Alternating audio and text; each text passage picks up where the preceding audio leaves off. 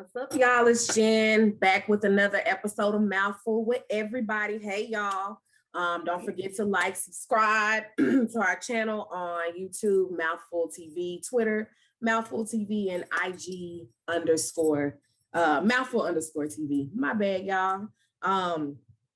Also, don't forget to subscribe to A Taste of Culture, all the Black-owned wines, spirits, whiskey, cognac, tequila, all of that for your needs. Use Mouthful for a 25% discount. And don't forget, we have Small Business Tuesdays on our IG Live every Tuesday at 7 p.m., y'all. Get y'all businesses out there. We're trying to support, excuse me, y'all. You know what? What got going on? And again, so we have a special guest with us today, Obio Jones. I'm very excited to introduce him. Hey, Obio. What's going on? How are you? Hey, good. How are you? I'm doing well. Good. So just tell us a little bit about yourself. Yeah, so I consider me just a talker, to be honest. I'm going to talk, whether it's YouTube, a podcast, Twitter, Instagram, I'm just going to talk. So just go to Instagram and all my links to hear me talk more are in there. About everything. Just find it there, I promise. Get blessed. Here we go. Yes. We love a good talker, if you didn't know, just FYI. So I figured I was in the right place. And you are.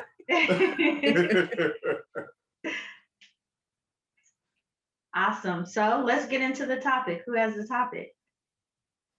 Des. That would be me. So today's topic, we are going to discuss like millennials. And I guess some of the comparisons between like the older generations, I guess, and millennials. Because for me, millennials are very different than even my generation. Like there's so many things that have transitioned within the generations. And I think there's like a huge bridge between like my generation and like the generation after me. They're weird, okay? I cannot do it. So what is considered the millennials? Like what age group and what time frame were they born? What years? Let's see, because I was trying to find millennials, 1981 to 1996. Okay, so that's what I think all of us are that. But what? Right with me. The younger, the generation after, who are they? Gen Z? Gen Z? Yes, the Gen Z.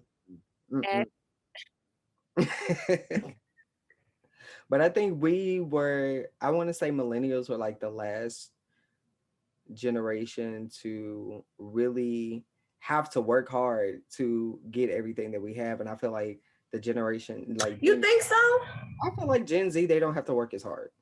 I don't think we had to work as hard. And I don't think we've had to do a lot of things that, of course, the generation before us have done. I don't know. I just feel like the millennials and maybe Gen Z, like we're kind of blessed because we didn't go through, it's still going on. Don't get me wrong. But the generation before us, my mom's generation, my grandmother's generation, of course, I think they had to deal a lot with just some racism things that halted them from, I'd say, being progressive or doing what they wanted to do. You see more of us, our generation, starting small businesses and not having the issues that the generation before us had. So I wouldn't necessarily think that or say that we had it that hard. I don't think so. Well, when I say they don't have to work as hard, I feel like a lot of things, because of us being the progressional and even the generations before us, but I feel like we've taken the opportunities that are available to us and utilizing them, and that kind of paved the way for Gen Z, and especially with it being like a social media era and all of that. It's like I'm seeing these little kids, well, I won't say little kids, but younger generation, like really making like millions of dollars for doing pretty much nothing. Well, I was gonna say, I feel like we're in the middle ground of, we had AOL and we were excited about dial-up. and the super big phones, or did you have a Sidekick or BlackBerry or Nokia? Like, what did you have? So we were still that scale of balance of what it means to still go outside and ride your bike. But oh my gosh, it's AOL, it's chat rooms, it's dial up. Now these kids are born with Androids and iPhones, when they come out the womb. So it's that sense of entitlement, in my opinion, that they have. So say it. You look like you wanted to say something. You did. I think when it comes to generations, though, that's kind of the purpose, right? To make things easier for the next generation. Exactly. So I feel like to compare it doesn't seem fair, essentially, because I think for most of us, we want to make it better for the people coming up. But I also think in that same breath, we all come with our own set of challenges, right? Like even the fact that they have social media is an added pressure. We didn't have Instagram models to compare ourselves to. We had to look on a movie or a dramatic TV series, but now they have it at their fingertips throughout all of their days to see people who are revered as beautiful or cool or all these different social pressures. And I feel like for us, we were able to be kids. I think for me, millennials and on up, we're the last generation that were able to kind of be kids. Everybody was ugly when you were young. It's funny because everybody was ugly. Everybody was funny looking. Everybody, no one could really dress. We all kind of went through our own little weird looking vibes. But now it's these girls look like women. These young boys. And I mean young little girls. I think that I made a post on Facebook the other day. I was like, look, I'm just gonna say it. Y'all be dressing y'all kids, little girls especially, too damn grown. They just look like little women, and it's kind of scary because you have the sickos out there, and it's like, are you not understanding what you're doing? Do you not see this image that you're putting on for your little one? And I just teenagers used to admire Raven Simone and whatever. Now they admire Kim Kardashian, adults. You know what I mean? It's where did the gap begin? And I think also when it comes to I don't know if we'll get into this or not, but in queer spaces, I feel like a lot of these Generation Z kids are identifying as everything except straight. I don't know if it's a good thing or a bad thing, but it seems like everybody is very gung-ho to be non-binary, or you know what I mean? Which again, I don't know if it's a good thing or a bad thing, but it seems like there's a lot of I think added pressure to find yourself earlier than my generation did. I think we're all a little more comfortable not knowing when we were 12 all the things. You know what I'm saying? All we knew was where our locker was and what time lunch was. You know what I'm saying? I barely could remember my locker combination. Okay. But I never forgot my lunch number. Say that. You're talking. Because if I'm going to do one thing, I'm going to eat. Okay. Come on. I think we were the generation of beauty standards, though. I feel like we brought a lot to the table as far as looks and the trend of the plastic surgery and all of that. I feel like we started that. So I feel like reality TV, reality TV stars, they started that mess. You had we definitely Soulja Boy, especially Soulja Boy, just we started a lot of this stuff. So it's kind of hard for me to say that these kids are because they're looking up to us and what we doing. So I don't know. I'm kind of conflicted. Yeah, I think it's weird too when it's deciding who should be an idol. You know what I mean? It's who do we decide they should be? Because even me now, people who have an issue with City Girls or all these provocative rappers. There's Tierra Whack, and there's so many other rappers who are not doing that. You know what I mean? So are we only penalizing the mainstream ones? Because if you want to find your thing, it's there. You know what I mean? Even but sex sells.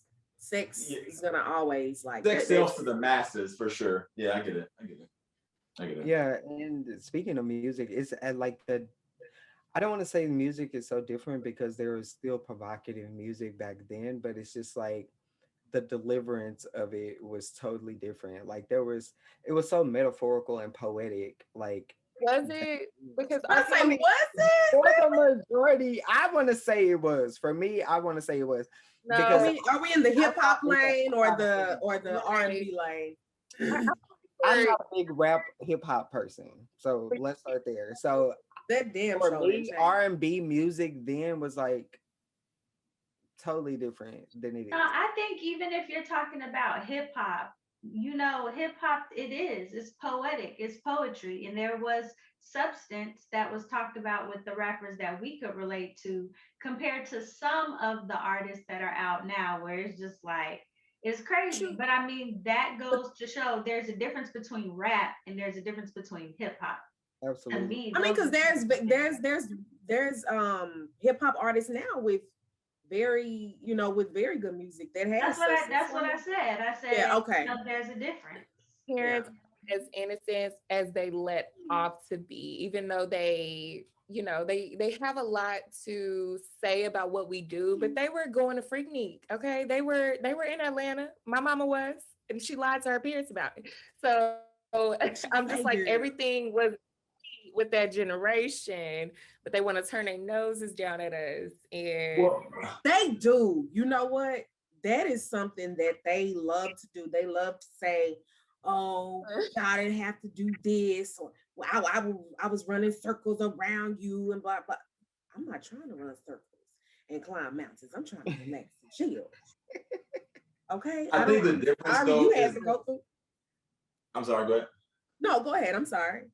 I think the difference is that like what is normal now was provocative then, right? Like when Little Kim was Little Kim, it was like, whoa, when like, you know what I'm saying? Like, but now it's like every female rapper is talking about her vagina. Right. Every She female, Right. like paved the way yeah, it's not like for that. it's no shock value anymore. It's very just like your everyday thing for people to be half naked. You're and I'm not saying it's a bad thing, but it's just very normal. What I think is the difference now, because it seems like, oh, like this is just how it goes. It's almost like this is like the narrative. Like even the new female rappers that arise kind of have very similar like content to what they say. Like, you know what I'm saying? Like it's like not every, but most female rappers talk about their vagina and how good their Talking sex is. about absolutely nothing. They're not talking about anything. I'm just, good. I'm just, Good for I the just think it's party. just like tough. But yeah. Good for the party. Don't do that. I just kind of feel, I guess the question that I would ask then, have Mhm. we hit a brick wall with what Mm. where society is going and technology, like where else can we go? What more I can these teens get to? Because I just kind of feel like, and especially being an educator, I just kind of feel like what I see in technology, and I'll use the word, the sense of entitlement that they have is that we're like right here. We're doing this. Like, hey, research, X, Y, and Z. They go to Google and they pick that first line. Miss Ford, this is what you wanted? No, sir, you got to do more clicks than that. You know what worked. I'm saying? So, have we reached a brick wall where we're at, or do you think there's more to come? I mean, obviously more to come, but what do y'all think? I feel like you just never know. We I just will. I'll say this. I feel like there are gems in every generation. Um, there's going to be everybody's going to, follow the trends. I don't care in what generation you're in, there's going to be some gems that, change something for the next generation. We had Harriet Tubman, we had Martin Luther King, we had give me some more names who, the people who just stuck out and, paved the way or changed things for Angela the next. Davis. So there, I feel like there will be someone in our generation that, you know, does something out of the ordinary to change the narrative or like change paces. So we just have to be patient with it because, like you said, sorry, this is just what it is right now. So And we I just have to feel be patient and what I mean, it could be us, you never know. right. But I think the we where we're we just have limited. to sit here and be patient on that person or those people who want to make a difference.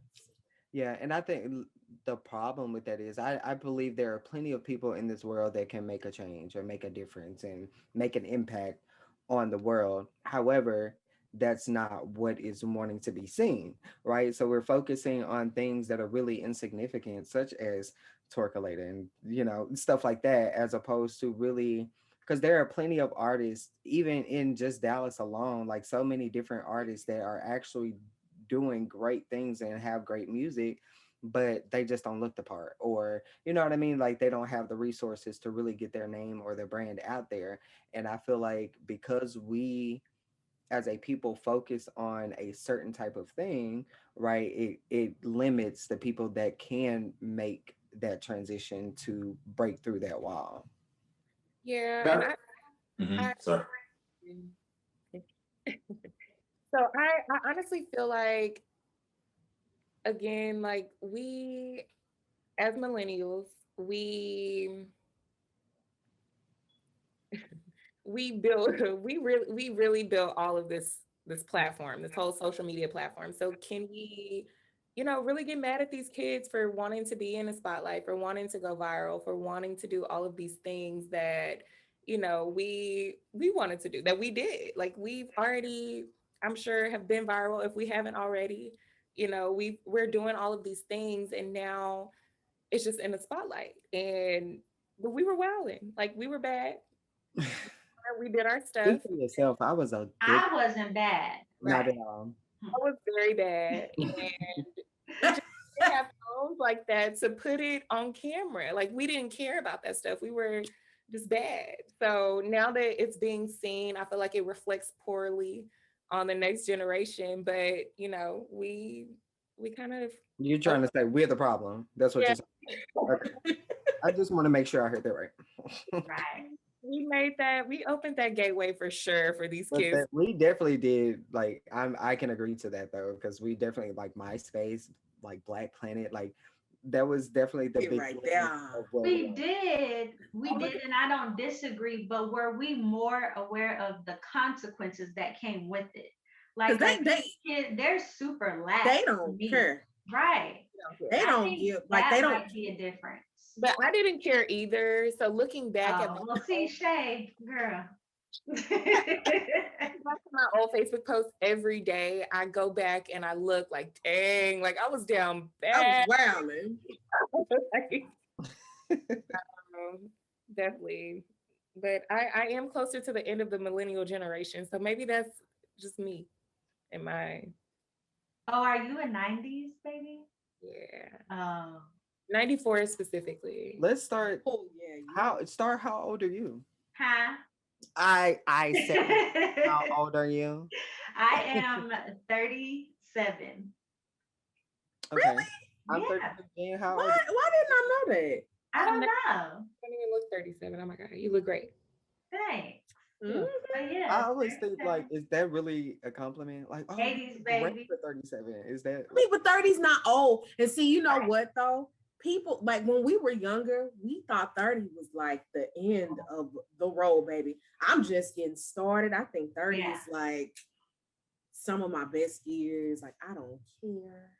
I'm gonna Well, keep going. speaking of age, that is something that I wanted to kind of roll into is, about 30s and then millennials. So I did some research, y'all, and politics. We just aren't seeing enough of the younger generation or millennials in politics. And I think we're there, we're getting there, we're climbing, but we still have a long ways to go. And that's something that I want to say because there are a lot of educated, 30 and 40 something year old people. So, for instance, like, let's see, the youngest governor ever for the United States was 24 years old, and that was back in 1835, right? So right now, what do we have? Florida Republican Ron DeSantis is 42, and then Kentucky Democrat Andy Beshear is 43. So those are the youngest people right now serving as governors for their state. Do you think that our generation just really um we don't give a damn about politics like the older generation did? Do No, you I think think that's we do. why you I think think we do. I I, think I we're was seeing about to a say, I shift. think It's just we've hard to get become, in. yeah, Yeah. because I honestly do think we've become more involved in politics. Um, because me honestly, before, recent situations with the Black Lives Matter movement and all of that, I really wasn't into politics. I wasn't interested in knowing what happens, you know, behind the scenes basically. And so I feel like I have now seen a transition where more of us in my age group or my generation are really becoming more involved, but like she said, it's just harder for them to really break through that wall to be able to really get to a position to kind of make more impactful decisions, if that makes Yeah. sense. In transition, the youngest one, I don't know if y'all remember, but the youngest member of Congress is 25. That's Madison Cawthorn from North Carolina. A he. That was recent. So the 117th Congress. So 25. That's a good look, but we need more of that. Right, And I absolutely. mean, not to sound snide, it just kind of gets tiring to live in America where we're supposed to be this melting pot and all you see is older white men and women making decisions. I, that's just Facts me. are facts. Yeah. I think people in general, maybe not in general, I think some people, let me say some, have a little bit more of a liberal mindset. And I don't know that they believe politics to be a true liberal space. Because even for me, I'm not gonna hold you. I'm not really big into politics, to be honest. And I think like likewise to like younger millennials and Generation Z, I think people are trying to like get rid of social politics. So I think in the midst of getting rid of social politics to then like sign up for politics seems like counterintuitive in some ways. Which I was gonna say earlier about like the casualties of war, where it's like, where do we go from here? Because like even with music and with media and with politics, it's like on the one hand, we want to give people their voices back and allow people to live their life for them and not have to deal with like women wearing long dresses and men having to not get tattoos or whatever the case may be. But at the same time, like where do you kind of find that balance on like, well, there's some true policies that need to take place to then give us more opportunity, right? And so it's like, on the one hand, I want to be liberal, run through the streets naked, but on the other hand, I want to have some responsibility and push the agendas that can actually help communities of people. And I think that balance is going to be interesting to find for a lot of people. Definitely. That's definitely a good point. That's true. And I'm no guru either. In fact, I will call a spade a spade. I hate sometimes I feel ignorant to the policies and, Mm-hmm. so much to know.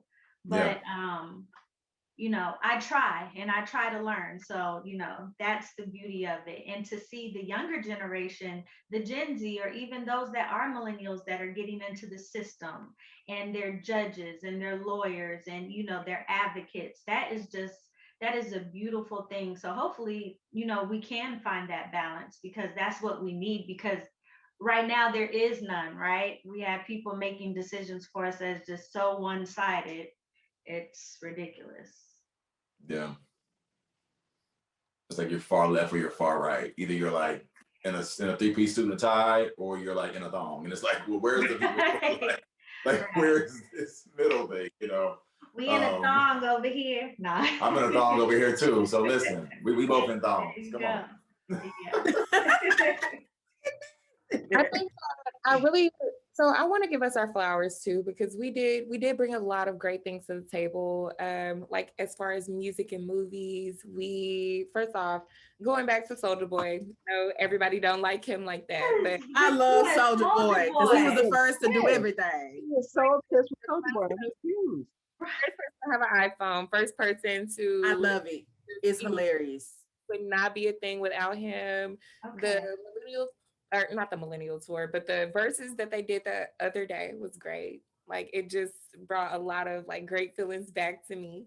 So I've been like doing some childhood loving and just loving all of the all of the things that we had as kids. So like how do y'all feel about like the music and the just movies? Soldier Boy made the first TikTok video. Is that what you're saying? With the crank that Soldier Boy. But we were definitely Basically. on heavy. Definitely. I can agree to that because I not specifically Soldier Boy, but like the fact that we did kind of start certain trends Because basically, Crank That Soldier Boy was like the first TikTok. That was it. Like that's pretty much what it was.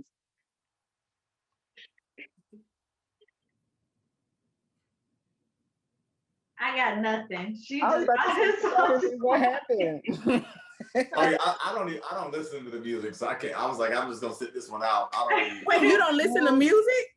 No, I don't listen. I mean, I listen to music. I'm an R&B gospel guy. I really don't too much care to be cussed out or like talk about. I don't want to hear none of that. You know what I mean? I just not. I've always been that way, so I've never really like checked into that space. So I just be like, I don't know. I didn't listen to Soulja Boy, none of that. I was good. No, thank you. No, you never Cranked That Soldier Boy ever. Ever. You No, never I'm did. good. You didn't use. No, I'll do some dances. If I'm out, I'll dance with you. But in my personal time, on my personal playlist, say it again. Soulja Boy's not on my playlist either. And that was It's fun though. So I have a question, since you said you're more into R&B and gospel, and this is a good discussion I've had with friends before. How do you feel about the crossover that you see with artists that have come into play? You have Lecrae, you have Kurt Franklin that just did a song with Lil Baby. You have Kanye and the Sunday Service Choir, which I love them, but you know they have the gospel album. So what's your opinion about the crossover and the intertwining? I like it actually. It's funny that I listened to Tasha Cobb's album and I heard a voice that sounded like Sierra, and I was like, "Is this Sierra?" And it was, and I was like, "Okay, Sierra, how you doing, girl?" She has a song with Sierra. It's actually good. I like it, of course, because I think like to the point a few ago, it's like I think what's happening now is just seeing like that melting pot kind of be cultivated, right? Where it's like there's no more silos. Like you're not only this or only that. And I like how like we're merging artists, and I'm an artist, right? Like I like to sing. I also love the Lord, but I also like a freaking dress. I also like, you know what I'm saying? Like all the things. And I think it also brings, not to be all churchy, but we can go there if you need to. But like I think it brings people in that way, right? Exactly. And you don't feel like I can only be churchy at church. I can only talk about God on Sunday. Like I can actually like talk about God while still being able to like wear cool clothes or do other things. You know what I mean? And so I enjoy it personally. Like, but it also, to your point too, like the church. I don't know if you want to talk about church in this conversation because we can go on, but like we're seeing churches become different. Churches are now having these like sermon titles that are very trendy. Have you guys seen those where it's like, you know, crank that Jesus. Turn some lights you know on. Why is it so dark in here? Turn the lights on. That's my God is a beautiful reference. Is it like the club? Yes, yes, it's the club. Where y'all go? Let me go with y'all. We going to the club. It's lights. It's the music. We're jamming in there. Stop playing. I mean, dark if you're doing it for G, I mean, but that brings the people. But my question would be, in that transition of kind of the melting pot that you mentioned, like, is the message being lost in that, right? Like Kirk Franklin and Lil Baby. I don't think Lil Baby or the Baby? Lil Baby. Well, here's the thing. Why? Young Lil Lady, you said? Lee Baby. Why would the message be lost when you know you're talking about? I feel like all of that becomes a distraction to me. I see what Des is saying with his question, but I don't think it's being lost. I really don't. I don't think so at all. Well, I will say this. Y'all remember when Stomp came out? Oh, baby, my granny said, turn it off.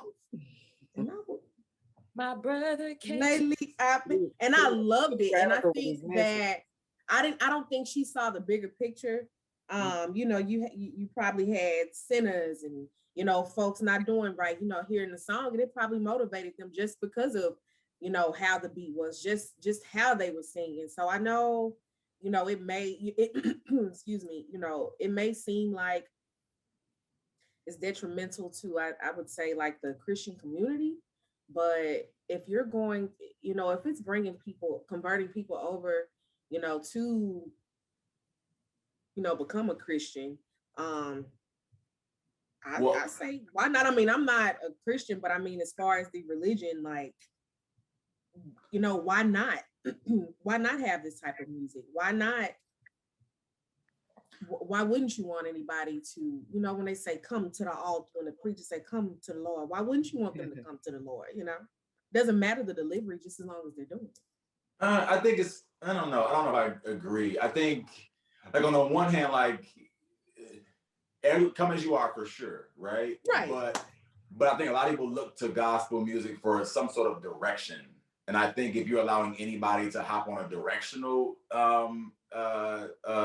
track, essentially, I think messaging can be lost. I'm not saying it is, but I think, like, for instance, you can come and sit in the congregation, you can't come and sit in the pew. Like, you can't, you know what I'm saying? Like, everybody can't come and preach to the people. Now, everybody can come in the doors. And I think when it comes to this melting pot that's being cultivated, I hope that we are mindful of the fact that, like, the message has to stay the same. Now, the messenger may look different, right? Like, we have different kinds of messengers that come from all places. But I think I do not want the message to be lost. And I think that goes across the board, even outside of church. It's now we look at people and we're saying, like, I identify with him so much so that, like, did you hear what he said, though? Right? Or opposed to, like, this, like, you know what I'm saying? Like, even with me, I'm like, I want to be able to, like, talk to people about the things and, like, meet you where you are, but I also don't want to lose my message in the midst of meeting you where you are. So now I'm talking like you are, and I'm jamming and we rocking, but I forgot what I was supposed to be getting to you because I was so focused on, like, looking like you or bringing you in. You know what I'm saying? That's what you're saying. Yeah, that's what and that's a topic in discussion within itself, is the visual aspect of how the church is changing and how the pastors and preachers. Because I know I've had some discussions with people that ATMs in the church, you know, is a coffee shops, discussion. all that. Pastors and, you know, preachers wearing Gucci belts, you know, and a little bit more flashy than usual. That's been a topic. So somebody write that down for next episode. That is a whole different discussion for Right. other episode. This is what I'm gonna go ahead and that's gonna be the part 2. That's when you come back from part 2. The after party. Right. But yeah, I definitely agree though with what you said earlier. You know, every generation is a stepping stone for the next. Hopefully, millennials, we keep doing what we're doing to make the previous generation proud if they ever, you know, doubted us. Obviously, no generation is perfect, but I will say, for one that does teach Gen Z, it is very important that we put a strong arm on them because they do need it. I do think that they are the generation of entitlement, but that does not mean that we do not have some great ones out there, and they're going to do a lot of great things, but they still need us. They definitely. What do you guys think about parenting? Like, what are your thoughts on, like, the parenting style now versus back in the day? I don't want kids. I don't want kids right now. I think that my life and just where I am right now as a 27-year-old, I don't want the whole parenting thing. I have a dog, that's enough. Like, I would rather wait until I am where I want to be in my life and in my career before I make that decision. How do y'all feel about that? I think that is the best decision ever because I damn sure didn't do that. And look at me. I be looking crazy half the time. Don't know where my mind be going. But no, it's but as far as parenting, I have a 12-year-old and a 5-year-old. And I am very soft on them. I'm not gonna lie.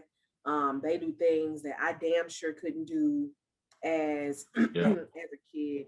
Not to say I was a bad kid. Like, I never got in trouble or anything. It may seem like it because my mouth's smart, but we were definitely disciplined differently than we discipline our kids these days. Like, I don't like to hit my kids. I mean, I've had to when it's gotten out of hand. But it's not severe or anything. I know I didn't like the feeling of, like, being punished that way. So I just do things differently. I talk to them differently. Because I know how I felt when I was talked to a certain way. So I don't do things, you know, that way. I teach them different things. I teach them about everything. Like, you can do what you want to do. You don't have to follow. It's not a freaking rule book to life, bro. Like, do what you want to do. Just make sure you stay consistent at it and, you know, be yourself while doing it. Don't ever compromise your happiness.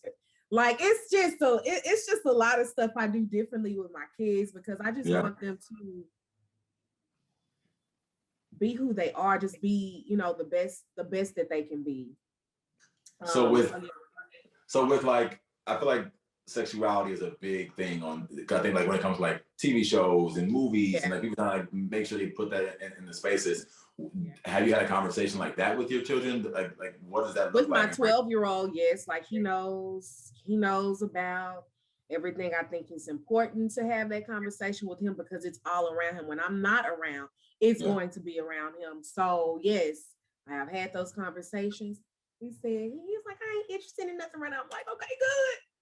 But when you're ready, let me know. We Yeah. can, we can have that conversation. Whatever Yeah. you need, it's like I'm here. I'll Mhm. never push you away for anything. Like so, yes, with Oh, that particular conversation, Yeah. yes, I have definitely had it. There are some things that I, told my 5-year-old, some,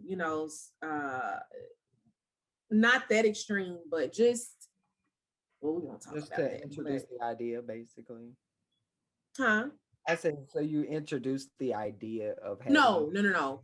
If she does see it though, because I have a family member um who's gay and lives their life as a woman, but of course born a male, and I just I've had to have that conversation, especially with my son. And it's just like I just tell him, he's just a regular. I mean, just treat him the same as everybody else. And it's been like that since they were little, and there's no difference made. So yeah.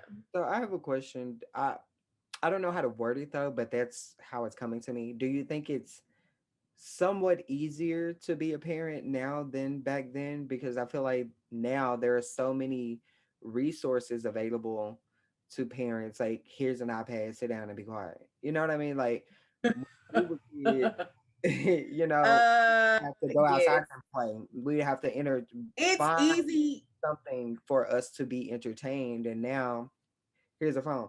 Like 8 years That's old, that, you have and your see own that phone. gets on my nerves. Like when they're on the phone too long. Like, baby, I done snatched my son's phone out his hand and threw it. Like I really want to throw his PlayStation out the window if we're being real. Mhm. And my daughter, she has her tablet or her phone. It's not. It's easy on one side, and then on the other side, it's like, damn, I lost my train of thought. I had something in my mind, but I forgot. But Kind of think, just Jen, while you get your thoughts together, I kind of think what we see nowadays, or what I see nowadays, are a lot of parents are trying to be their child's best friend before the parent. yeah. And I think that could be a slippery slope. That's not to say that you can't be your child's best friend or friend. Yeah. And disclaimer, I'm about to be, time mom. So it's not that I'm speaking and I just know everything, but just what I see and what I observe is I think there's sometimes that slippery slope where you're your child's best friend before you are the parent. You trying to, kick it and hang and this and that. We I've need seen those that in big mamas. You know what I'm saying? We yeah, need I've big seen mamas. that in younger. I mean, I've seen that in the older generation. Though, like I've seen that the generation before us. I think, but I And think it does happen more right. now than it did now. Yeah. Right. I mean, it's not to say no generation before had it, but definitely I think this generation is just a little bit like and I the have. sexuality part, it to answer your question, the sexuality part, I I I think it's something else that's very difficult. As open as the world is becoming to the LGBTQ community, there are still, what did I say it wrong? You Dang. did. You put that B before the G, but I'm gonna let it slide. Keep going. Thank But you. trust, I'm sorry, I'm on your because heels. you I'm on know, your heels. but to the community, um, people are trying to understand it. And unfortunately, some of these kids are growing up where they do not have the support at home. I don't know if y'all saw that video that went viral of the little boy who was, Yeah. hit on, and he had gay shaved on the side of his head by Yeah. the three adults. I mean, there's stuff that we do not see behind closed doors, and there's parents that love their child no matter what and are trying to accept it, but they genuinely don't know how to go about it, you know? Yeah. Yeah. So, you know, I think kudos. I Kudos think to what's those happening that with are, this next I think what's happening with this next generation though is like they're giving us language. I know it can be a little exhausting, but I think they're applying like even now when people like saying your pronouns before you get to a space and like how a lot of people are like annoyed with it, but how that like can be triggering for some people being misgendered and like I think like getting language I think helps people identify like how to talk to their children even, right? Where it's like even for me, I happen to have very progressive parents, so I came out very, very early. But even in that space, like what I was met with at school was two totally different situations, right? It's like even now with the access that kids have, it's like on the one hand, when they go into the school, they're bullied for a thing that's okay at home. And so how do you then like find this balance of saying my son wants to wear women's clothing and I allow him to at home and he feels free and fine, but then when he goes to school, the kids are making fun of him. So then do I tell him to stop because I want to be safe and comfortable at school, but then like also suppressing who he is? You know what I'm saying? So I get that there's a very big like balancing act, but at the same time, I'm not a parent. I hope to be one day, but I like you have a dog, but like at the same time, I do like the fact that it seems like the parents now are a lot more understanding. It doesn't seem as so like you can't be this. You need to get a 9 to 5. Do this, do that. Go here, go there. Like you know what I mean. It seems a little bit more liberal. I'm not saying it's gone and everybody's like super like with it. I'm sure there's still some lingering, but I just think that when I see even my friends who have children and like what they're okay with their children being, you know what I'm saying? Like if my kid wants to be this, I'm okay with that. If my kid doesn't want to be this, I'm okay with that. You know? And I Yeah. think it's partly because like even outside of the sexuality thing, I think there's just so many things that are more accessible and Yeah. readily available and seen more. Like you Right. back then you wouldn't see as much sexuality on just like TV alone. Like even in commercials, like you're seeing gay couples with children's in commercials. You know what I mean? Like there those things were not seen back then. And I think that kind of slowly allows people to become more comfortable because they are seeing it. Of course, you're going to have the people that say that we're trying to force the agenda, but that's not what we're doing. We're actually allowing ourselves to be displayed as normal because a lot of people don't see us as normal. So it's like the more that we put it in your face, because it's like we have to put us Have to.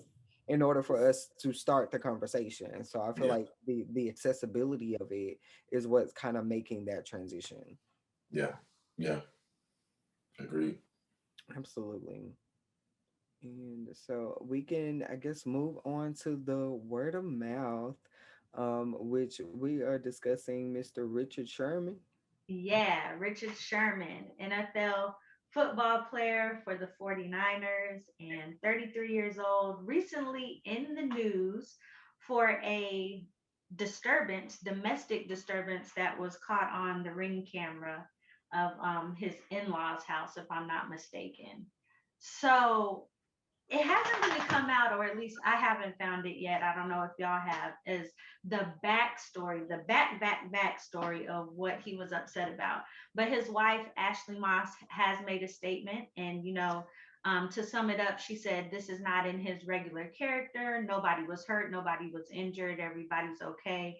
Just, continue to pray for our family. And of course, he also made a statement saying, he, is remorseful for how he acted. It was not in his character. It was not a good look for him, type of deal. And they did try and put a burglary charge on him, but that's not sticking. So it went down to, I believe, I want to say misdemeanor charges for mischief, if I'm not mistaken, but they did drop the burglary charges. So he did appear. Go ahead. He did appear in court. So, yeah. And he pleads not guilty to the 5 charges. Yeah, I seen it, baby. He was like, what's that song? Knocking those down. I mean, he was. Who was the maker of that door? Who was the Door. of that door? Who made the door? Baby, he did not That get door in. at all. He did not get in. I'm like, what is wrong? I thought I was like, I asked, I was like, is he drunk? Like, what is going on? Like, was he on Right. something else that we were not So aware of? this is where it gets tricky. So this is what I want to ask y'all because obviously, well, for the most part, he's a household name, an NFL player, and a lot of times with NFL players, they deal with something very serious, known as CTE, taking a lot of hits. So are we attributing what happened to that? Did he just have an off day? Was there something underlying in a marriage that people don't see and it just so happened to, his anger was caught on camera? Like, how do we dissect what happened and are we forgiving and saying that he's human? Or are we now at like NFL, y'all need to do more for CT? Or what do we look at when we look at these type of cases? I think in general, we I feel like as the Black community have not allowed men the opportunity to feel their emotions and feel what they're feeling. So a lot of men really honestly and truly don't know how to deal with their emotions. They don't know what they're thinking or how they're feeling or how to express that. So maybe he just did what the only thing he knew what to do is kick the door down. That's not forgiving or excusing, his actions, but at the same time, like we also have to consider that or take that into play because like dang, it's so crazy that all of this happened and how do we think, how do we feel? So I don't. Until I find out like what was the reason behind it. I'm just kind of at a I'm just at the point. I just again, was he drunk? He was. Was he No, drunk? I won't say that he was drunk, but I will say that he was. I'm gonna read all of the charges once Okay. I find them, because I do know that he crashed his car, so he was charged with. Where did he go? Jesus Christ! But I do know he was charged with driving under the influence. I think that's one Mhm. of them. Resisting arrest. He was charged with, I don't know if any of these actually stuck, Mhm. but he was charged with resisting arrest. And there was one other one. Mm, this article is not giving me it's not giving what it was supposed to give. Right. But he, but he did get charged with, I think one of them did say that he was under the influence. Okay. Yeah, I think it goes back to Ashe's point. Like, I think men, this, to be honest, doesn't feel like a foreign thing. Like, this feels like very on cue for the way in which men get mad or get hurt and only know how to express mad and hurt through violence, through anger. You know what I mean? I think because, to your point again, like, there's not been a lot of avenues for men to cry opposed to their mom dying or Titanic. You know what I'm saying? Like, you have this very silo spaces in which we're okay with a man emoting. And I think like, and we see that especially in the Black community, whether it's because of hypermasculinity or whatever you want to call it. And I think in this case, it doesn't sound like something that was unheard of. I think he's just an athlete, so it's magnified. But in reality, I know a lot of my homeboys is like, "Hey, bro, she ain't answering. I'm about to pull up," and you know what I'm saying? Or like, and nobody's tripping. We're like, Yes. okay, you know what I'm saying? Because it feels very like on cue, you know. And so Yeah. I don't even know if it's a CTE thing opposed to just a machismo thing. And here we're seeing it. Yeah. That's And I very can true. agree to that. It is very true. And my thing is, like, I can be okay with, what has happened in the past with the fact that we're not allowed to emote, as you stated. But I feel like we have to be advocates to continue to let people know, like especially Black people, that there are resources out there. Like at this point, you can pick up your phone and text your therapist. You can pick up your phone and FaceTime your therapist. You know what I mean? And I'm like, as a person who has dealt with mental health issues as far as like past traumas growing up, et cetera, et cetera. I'm like very much an advocate for people who like contact me because I feel like I'm a person that people call and text my phone looking for advice all the time. And that is one of the main things that I suggest is to talk to someone outside of a friend or family member to Yeah. really analyze and sort out those emotions and those thoughts and, really acknowledge the trauma because I feel like we subconsciously don't realize that there are so many different things that we've dealt with in our past that still affect us to this very moment. And until we deal with it, it's going to continue to affect your life in every aspect. And so I definitely want to encourage anyone that may be watching this, if there is something that you're going through, like, don't hesitate to utilize one of the resources that are out there, because there are so many to talk to somebody. Definitely. And can I add one thing to that? I think okay, so I think social media has like glorified like jealousy and intense like responses as like passion, as like care, right? Like it's all these things about like if she ain't going crazy, she don't really want me, or I don't want him if he ain't losing his mind over me, and all these things. But it's not cute. You know what I mean? I just want to make that very clear. Like it's not cute. And all these little posts like where he, like I saw this TikTok where the girl was on FaceTime and she didn't answer, and the guy's like putting on a ski mask and going to her house. She's like, baby, I'm sorry. You know what I'm saying? This thing of like, oh, if my man don't do that, I don't want him. And it's like, let's do other things that your man shouldn't do if you don't want him. You know what I mean? But it's like very like, oh yeah, if she not crazy, if he ain't breaking in my house, if he ain't calling me 38 times, like that's called trauma. Address it. That's not called like, that's not a Trust good me, thing. man. Been there, done that, ain't doing it again. If you ain't bringing me peace and making me feel soft and delicate, baby, bye. I cannot do it. I deserve the best. Like, why in the hell do I want you knocking at my damn door? Out of my sleep, scared and shaking. I don't want that. I did at 18, but hell no, not now. I thought, like, I really thought, no. Right. He loved me. He loved me. He going crazy. He care about me so much. No. Yeah, baby, he don't love you or himself, baby. Right. Hold on, Pastor. You about to preach or what? What No, I'm not doing that. We can pass a collection. We can pass you a collection. I ain't tripping. Hey, listen, I can come on your show and I can preach that too. But we definitely, I do feel like we definitely do it in some ways, like push up the toxicity, like people do act like they actually want toxic relationships. I don't want it. I don't need it. I don't have the energy for it. I don't have the time. It is portrayed as like the best thing in the world on social media, and I hate it. I'm like, you cannot be serious. It's weird. Like, it is very and then weird. you have the platform to have people seeing this craziness. Long time ago we had MySpace, so I'm on MySpace. You online? You ain't at my house. What you doing? Like, I'm calling you. You can't see it on social media. You said what? Right.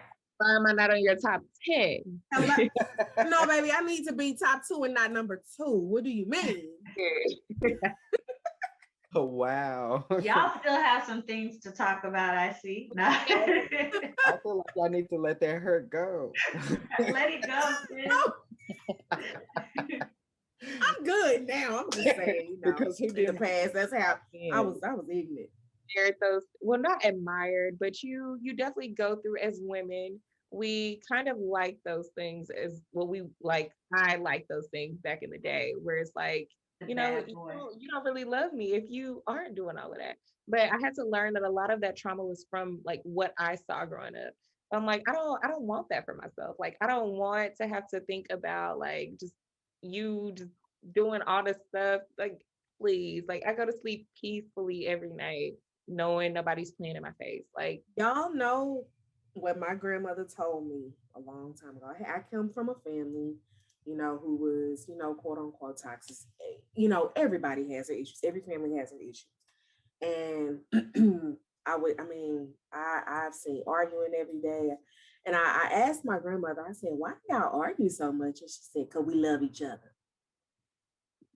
And so growing up, when I started my relationships, I thought starting shit was love.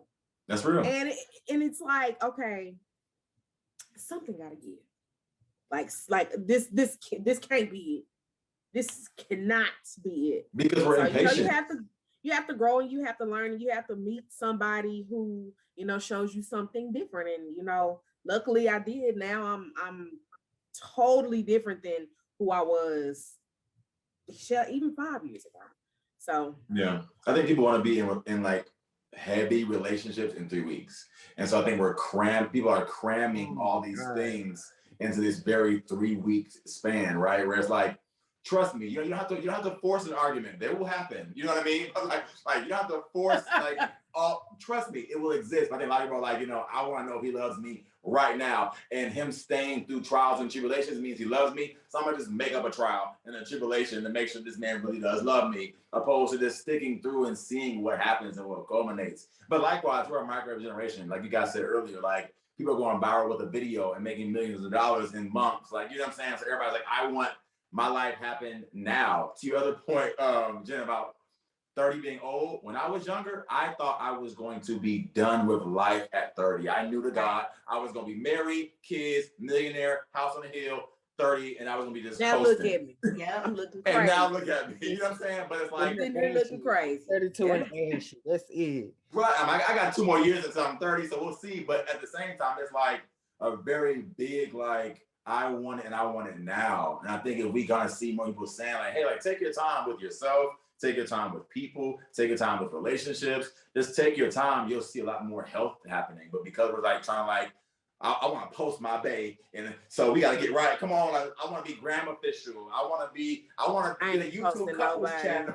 Like, this is the thing. I ain't posting nobody till I'm married. So you catch me if you can. That's toxic. So toxic. And you don't know what I got. I'll be good.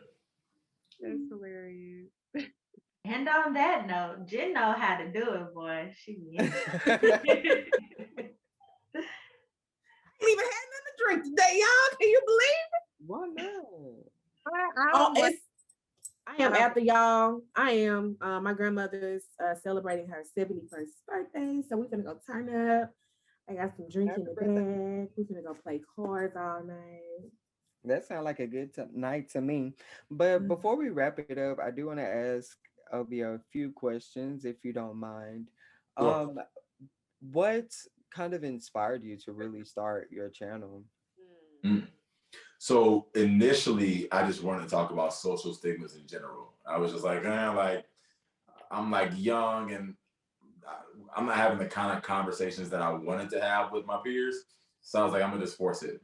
I'm gonna make y'all talk about what I want to talk about, And so we started addressing things like being overweight, being Black and Christian, being light skinned, just all the things. And then I saw it. Yep. Yeah, and then like furthering to date, I came out the closet, quote unquote, in 2019, and I think like for me, understanding what that journey looked like was a very big deal to me. I know so many other Black men especially struggle with that. So now switching gears on my channel into queerness, that was inspired by just me trying to help other people like understand that you are okay, that nothing's wrong with you, that there's like community to find you, there's love around you. And so like now I talk about the different microaggressions that we face as Black queer guys. I'm just trying to just enjoy life. You know what I mean? And so yeah, that's kind of where it happened. I do have a follow-up question in sharing your coming out story. Like, do you feel that coming out is necessary? Like for me, I didn't necessarily come out and say I'm gay. Because for me, I feel like it's no one's business what I decide to do in the privacy of my own home or wherever the bed may be. But I just feel like I find it very weird that we have to go through the process of coming out. And that seems like a very hard thing to do. So I have like a lot of pressure. It's a two-part thing for me because on the one hand, not to plug myself, but episode 1 is about how I think coming out is outdated. But I will say I don't necessarily agree with like my sexual orientation being limited to the bedroom. You know what I mean? Like I'm gay outside of the bedroom. I'm gay every day of the week, and so I think for me to only like when it becomes like my business, I struggle, to be honest, because like for me, my sexual orientation isn't necessarily my business. It's more of who I am, right? Like, because it's not just about you watching me have sex per se. Like when I have a lover, can I bring him to your Christmas party? That's me being gay. Like, can I like talk to you about my partner? That's me being gay. Can I like just be myself in fullness? Can I go off for an attractive man the same way you go off for attractive women? Like, just the things. And I think for a lot of queer men, we kind of reduced our sexual orientation to the bedroom, right? Like I'm gay when I have sex, and then I'm neutral when I'm in my day-to-day interactions. And it's like, no, I'm gay when I have sex, and I'm gay all day long. And so like, I don't think I have to declare it. And I think for me, maybe because of people have like, people call me straight presenting sometimes, you know what I'm saying? But like, so for me, I'm just who I am. So if you don't know I'm gay, that ain't my duty to chase you down the street and be like, hey, you gave me my drink, but I'm gay. Like, you know what I'm saying? I'm not trying to like, you know what I'm saying? Like, I ain't got to do all that. It is what it is. But I just think like when it's relevant, I think we all know times when it is. I think it's just like you to feel comfortable and safe to say like, oh, like, sorry, Miss Lady, I'm not interested. You know what I'm saying? Or whatever the thing, but however the interaction happens. But yeah, I agree that coming out, making a Facebook post or doing a YouTube announcement is outdated in my personal opinion. If you see it fit, live your life. But I don't necessarily think it's necessary. That's amazing. That was great. Thanks. Yeah. You'll be surprised how many guys feel. I get emails daily almost with guys who are like, I'm comfortable, but like I don't know if I want to make a post. Like, what do I do? Don't make a post. Like, no, just keep being comfortable, brother. Nobody told you to make a post. You know what I'm saying? Like, if you're in your truth, you're not, you know what I'm saying, deceiving people or yourself. Live your life. Ain't nobody. That's it. Yes, that's it. Do you? Well, that was great. That was really beautiful. Does you have any more questions? I don't. I was trying to see if y'all have any more questions. I feel like I can ask a million questions, but we know. I know. I was like, there's gonna have to be a part 2. There's going to. Yeah. Obio, you definitely have to come back and join us again. Yes. Let's do it. I'm here. Please do. Please do. So thank you, Obio, for joining us. Please follow us on YouTube, Facebook, Instagram, Twitter. We are on every social media handle. Also, the after party is right after this on Instagram. So please join us on that so that we can get the conversation. Just let's keep it going. Let's keep it going. The conversation. IG Mouthful _TV. Don't forget it. Twitter Mouthful TV. YouTube Mouthful TV. Like, subscribe, comment, do what you need to do. Everything. And also subscribe. If you want to get a subscription box with the Taste of the Culture, Black on Wine and Spirits, use our code Mouthful to get 25% off, and join us every Tuesday for Small Business Tuesday.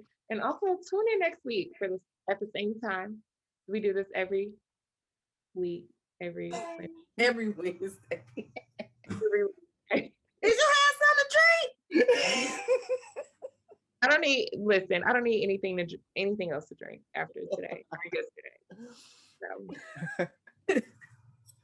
All right, y'all. See y'all later. Next time. Really good time tonight. Bye. Bye, y'all. Bye.